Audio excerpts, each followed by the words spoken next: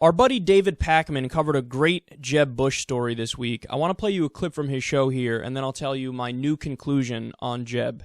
Also Jeb Bush's non-campaign is getting weirder and weirder. He made a campaign stop in Arizona a few days ago, and he suggested that health apps on mobile phones and like on his new Apple Watch could potentially replace the Affordable Care Act. He said, quote, "I think we should repeal Obamacare if given the opportunity and replace it with a consumer-directed model where people are engaged in making healthier decisions for themselves and where they are given the tools to do so." He then pointed to his Apple Watch, which of course starts at $349 all the way up to $500-something, saying, "On this device, in 5 years, will be applications that allow me to manage my health care in ways that 5 years ago were not possible."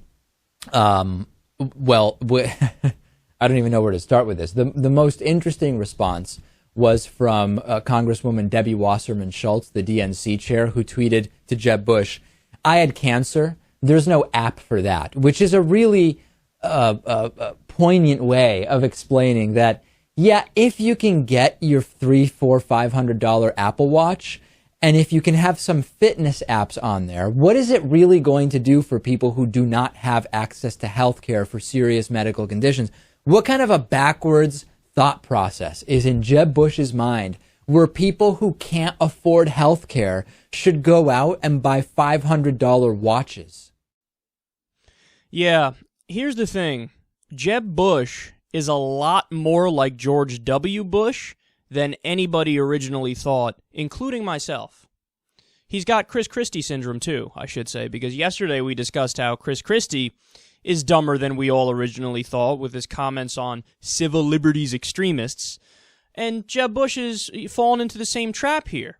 See, this is the problem with Republicans. When you get them talking too much, it's actually not even a problem. It's great because it shines light on what they're really like.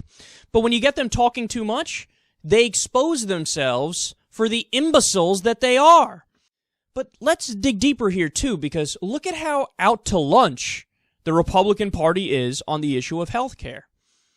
I mean, their responses, I should say the policies that they favor, range from don't expand Medicaid and it's cool if people die, to let's have more profit in the healthcare and health insurance industry, which is a perverse incentive where, again, people can end up dying, to now it's let's have our healthcare system basically run with smart watches.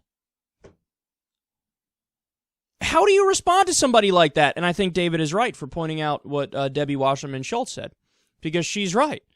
I mean, the idea that a watch, there are so many diseases and viruses and parasites and different kinds of fungus, all these different ways that a human being can get sick, or chronic conditions, hereditary conditions, all these things. Are you really dumb enough to believe, Jeb, that we can have the technology in a watch in any time in the near future?